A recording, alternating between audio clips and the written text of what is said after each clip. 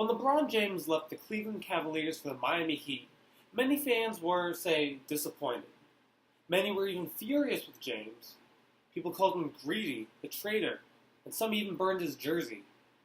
When his teammate Isaiah Thomas was being slandered by the fans after getting traded, fans continued the ritual by burning his jersey.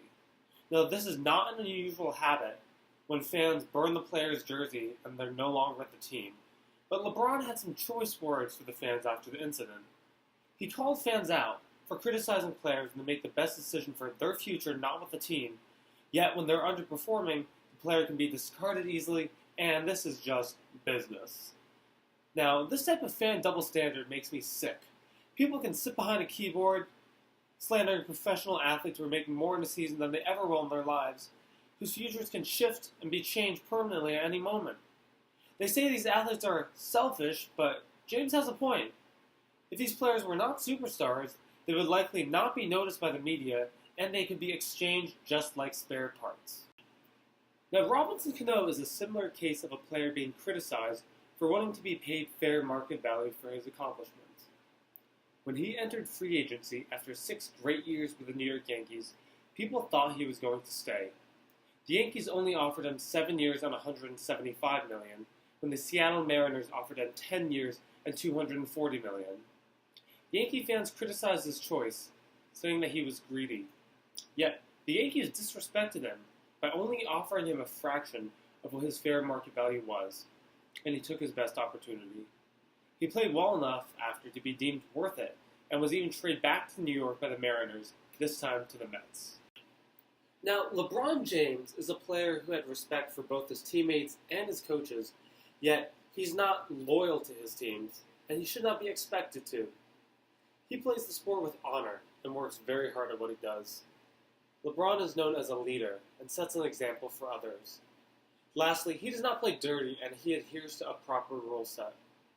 Loyalty for him to the team would be if he decided to stay with this team, despite the negative effect it could have on his career.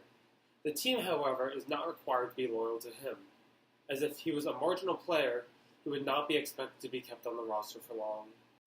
There is a fine limit for the amount of loyalty that a team can demand from a player. In professional sport, there is little to no loyalty. As I described before, these players are viewed as gladiators and are exchanged left and right. If teams have no obligation to their players, why should the players have an obligation to the team? There is a word for someone who's loyal to someone that is not loyal to him, and that word is senseless. I conducted some research on the average length of careers in the NFL, the NBA, and Major League Baseball.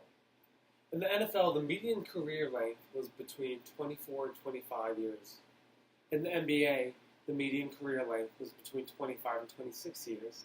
In Major League Baseball, the median career length was between 27 and 28 years.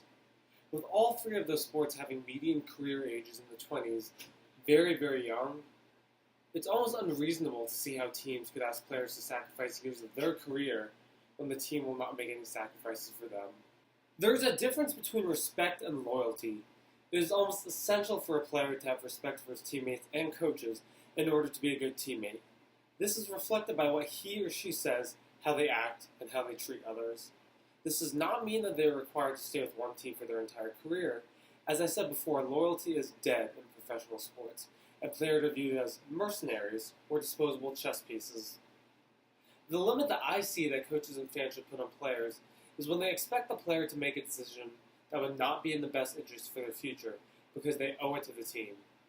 A player doesn't owe anything to the team, and they are free to chase their career plans as possible. Just think, an office worker received an offer for a managerial role and a higher salary and benefits at a rival company. If this happened, no one would criticize them if they left. They would see that as being reasonable. So why do we think of any different for athletes?